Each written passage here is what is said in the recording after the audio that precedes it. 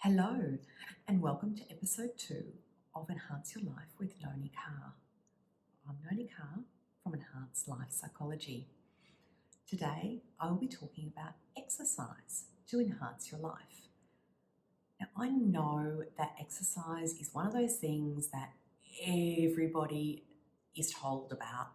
Everybody knows that we need to exercise, we need to incorporate it in our life. And they talk about physical benefits of exercise. They talk about psychological and emotional benefits of exercise. Sometimes we need the science behind it. We kind of need to know why. Why do I need to include exercise in my life? What does exercise do to enhance my life? I am going to disclose the fact that I'm a cyclist. I have spent time racing my bike and I commute. I ride my bike to work when the weather's good. I don't like riding in the rain.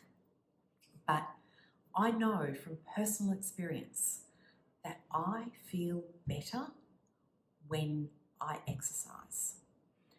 My mood is better. I manage my fatigue better, I feel more motivated, and I sleep better. So all of these things together contribute to why, this is why I exercise, why I keep exercising. So whether that is just riding my bike or whether that is also walking. So when I don't have access to my bike, I walk. So I'd like to give you a few reasons why we think exercise is particularly good for our mental health.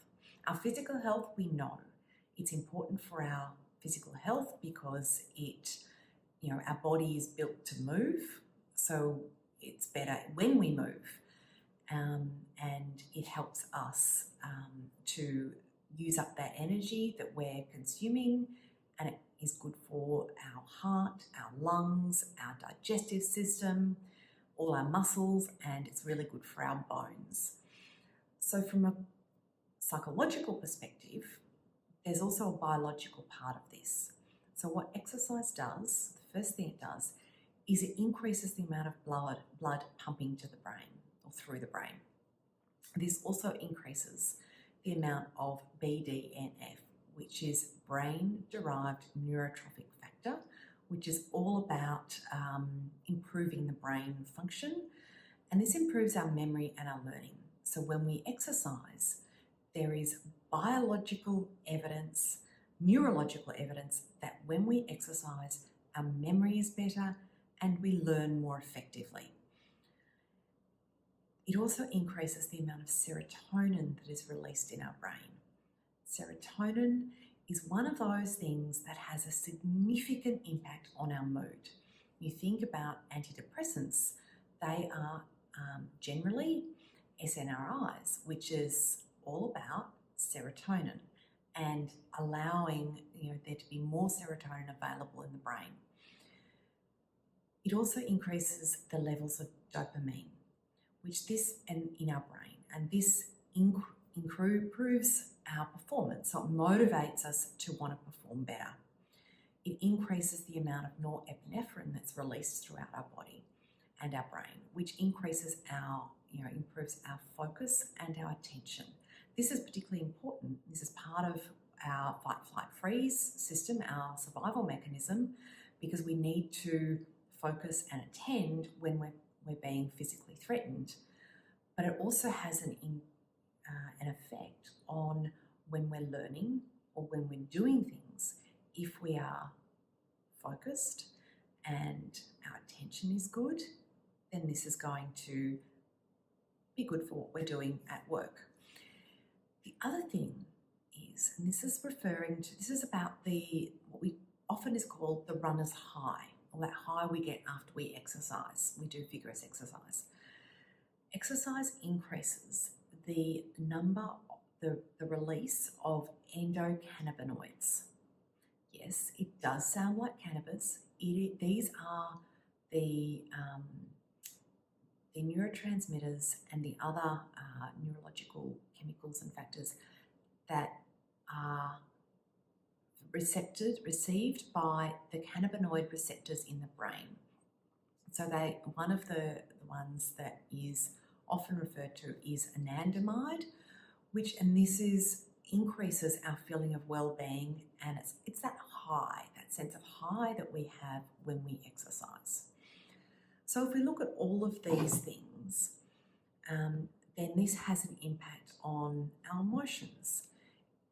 When we feel good and our mood is better, we're also more able to respond to things in a more level-headed way. So that feel-good factor means that we're able to respond to things in a more thoughtful way, in a considered way. We're less likely to respond in that default mode that might be unhelpful. It might be rash, it might be impulsive, which is unhelpful in some situations. So when we exercise, we increase that feel-good factor, our mood improves, and we respond more effectively to things. So if we know all of this, when we talk about exercise, what does this mean? So there's recently been some research on running and about the effect of running on physical health.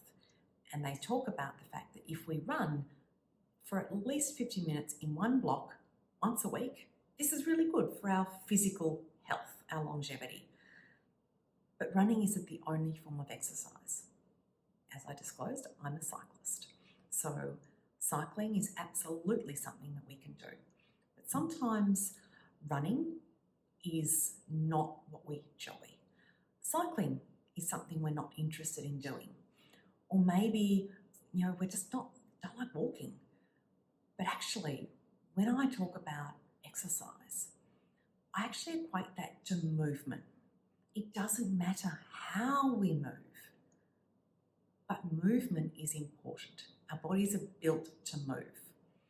And so when we move, we are more likely to have a more even mood, we're more likely to feel better, and it's more likely to do something for our physical health as well as our psychological and emotional health.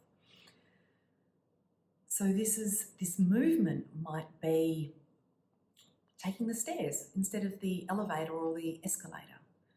It might be parking your car a little bit further away from work and walking that extra 5 minutes. It might be walking to the next tram stop rather than the closest tram stop or bus stop or train station. Although train stations are a little bit further away, so it really depends on your fitness. It's also about starting easy. So you start at what's possible for you. You don't start at doing the 100-kilometre bike ride or the 10-kilometre walk or run.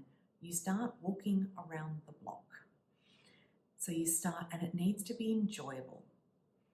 If it's not enjoyable, you won't stick to it. So sometimes maybe it's not about going out and exercising in public.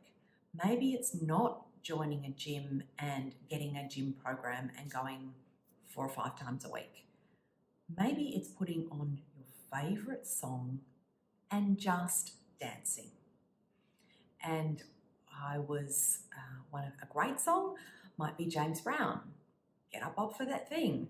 It's that idea of just get up, just move. And when you listen to that sort of music, or whatever music you like, you can't help but move along to the beat, move along to the rhythm, or sing along.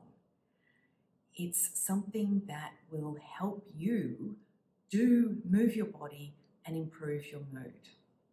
It doesn't matter what music, whatever. Maybe for you, it's not dancing, it's not cycling, it's not walking, it's not running, but maybe it's rock climbing, or maybe it's something else. Maybe it's Pilates, or maybe it's yoga, but it's just something. So there's often a few questions about this, about exercise. How do I incorporate it into my life when I'm so busy already? And I think, and how do I, bring that in when it's not part of my daily habits? It's not part of what I do already. And when it's not something I really enjoy, as I stated before, finding something that you do like and incorporating that. Sometimes it's about taking it back to that, well, how can I make it part of what I just do? And it's about, you walk instead of drive, or you walk instead of, walk an extra tram stop or a train station or bus stop. So you get your exercise in that way. And the other thing is, when we are already so busy, how do I fit it in? Sometimes you need to schedule it into your day, schedule it into your week. I try and exercise most days. I take, at least one day off exercise a week. That doesn't mean I don't walk down the street to buy lunch or to buy milk or bread or whatever. It just means I don't do a structured activity. So today, this is a day. I'm not doing any specific exercise today because I've been exercising for the last few days and I've got the next few days exercising, so I need a break. So you just schedule that in. When you're tired, it's really hard to exercise. But sometimes it's about finding that balance. If you're tired, you might need to rest. And that's really important. You can't exercise if you're really tired. And finding that balance is incredibly important. So finding that balance of, okay, I'm really busy, my day's packed, I've got children to look after, I've got children to run around, I've got to clean the house, I've got to do the shopping, I've got to go to work myself, and then I've got to do all this other stuff. So on those days, maybe it's not going to be possible to do any structured activity, but maybe parking your car further away when you drop the kids off. There's that walk that you are incorporating into your day. But if you're exhausted, sometimes it's the sleep that you actually need, the rest that you need. Keeping in mind though, sometimes you're tired because you're not doing anything. And that's something that only you can know. Only you can make that assessment. Or maybe you need to talk to somebody about making that assessment, about what's reasonable. How do you balance that into your life? How do you incorporate exercise into your life? And that might mean you need to see your GP. It might mean you need to see a psychologist or an exercise physiologist who are very good at all of those sorts of things. Or maybe it is about exploring these options with family. How can you add these things into your day? So this is where I'm going to finish. Exercise is one of those things that you can add that can enhance your life. So I'm Nonie Carr, and as ever, I'm always about enhancing your life and helping you live your life enhanced. Thank you very much for listening, and I will catch up with you soon.